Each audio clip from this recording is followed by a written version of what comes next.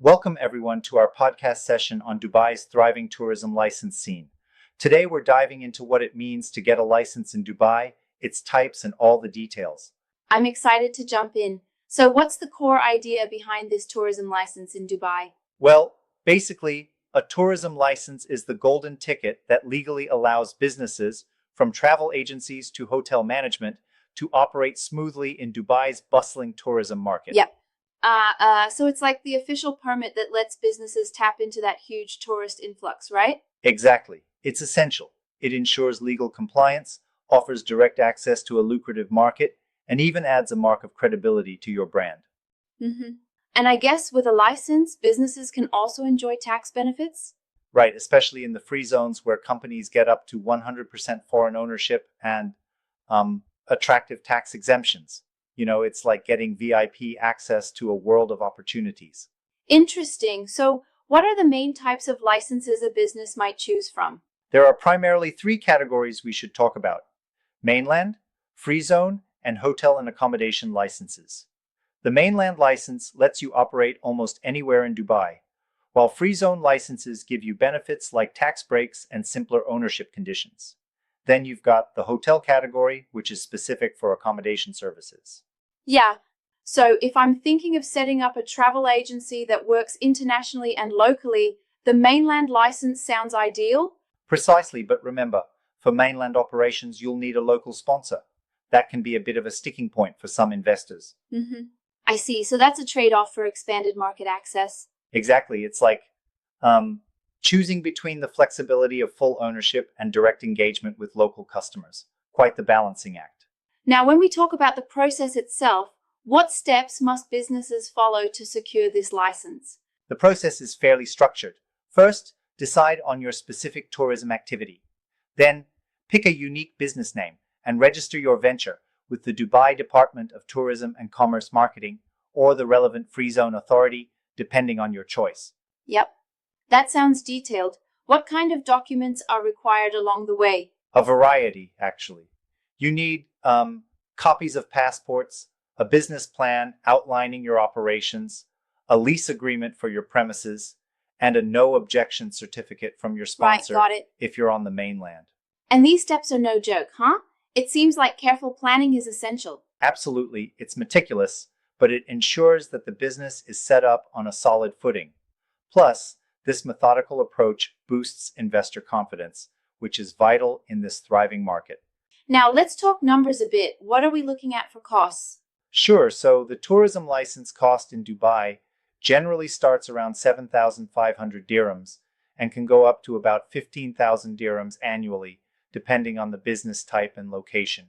For instance, a mainland license might be on the higher end due to additional sponsor fees, whereas a free zone option comes at a relatively lower cost with tax Uh-huh. advantages.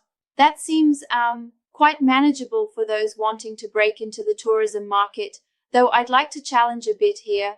Don't you think the sponsor requirement for mainland is pretty burdensome for some? Fair point, it can be a hurdle, and many are leaning towards free zone registrations to avoid that hassle, even though it does limit direct local engagement.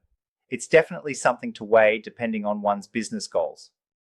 Exactly, I get that. Great, that helps clarify when to choose which type of license. What about the renewal process? Renewal is a yearly ritual.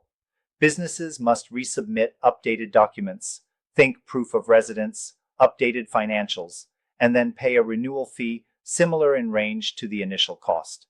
It's a necessary step to stay compliant, ensuring continuous adherence to Dubai's dynamic regulations. So it's an ongoing commitment to keep things above board. Exactly, it reinforces regulatory oversight in this booming tourism scene. And speaking of booming, Dubai's tourism industry is truly a world-renowned hotspot, drawing millions each year. Right? So the market potential is enormous. With that many tourists, the range of activities licensed must be huge, correct? Oh yes, absolutely. The license covers a wide gamut: travel agencies, tour operators, hotel management, transport services, events management, even niche sectors like medical tourism and adventure sports. It's an all-encompassing gateway to Yep, various that's mind blowing. tourism-related endeavors. Really. Speaking of adventures, How flexible are these licenses? Can a business easily expand or add new services under the same license? Great question. While the license is specific to the declared business activities, Dubai authorities do allow some level of flexibility. You can apply for amendments if you want to add more services, but that requires additional documentation and sometimes extra fees. Makes sense. And what about the overall advantages of having this license beyond compliance, I mean? Oh, the benefits are manifold. You get legal protection, access to a vibrant tourist base, government backing like funding programs and promotional help, and even enhanced brand recognition. It's like a passport to a booming commercial ecosystem. Right on point. I imagine that network support and tax incentives are big draws for international investors as well. Definitely. For example, in free zones, you enjoy perks like 100% foreign ownership and significant tax breaks. Although, remember, they might restrict direct local market sales without an authorized distributor.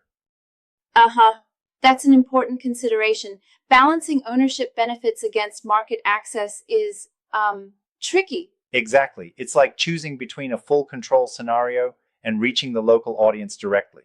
It's a strategic decision based on the business's overall goals. This discussion really paints a full picture of how the tourism license in Dubai works, from its categories and benefits to the nitty-gritty process and costs involved. Absolutely. It's a comprehensive package for anyone looking to join Dubai's dynamic tourism industry. And by understanding each element, businesses can make informed decisions that align with both local compliance and their growth ambitions. Indeed, very insightful. Thanks for this deep dive. It's been a fantastic run-through of everything you need to know about obtaining a tourism license in Dubai.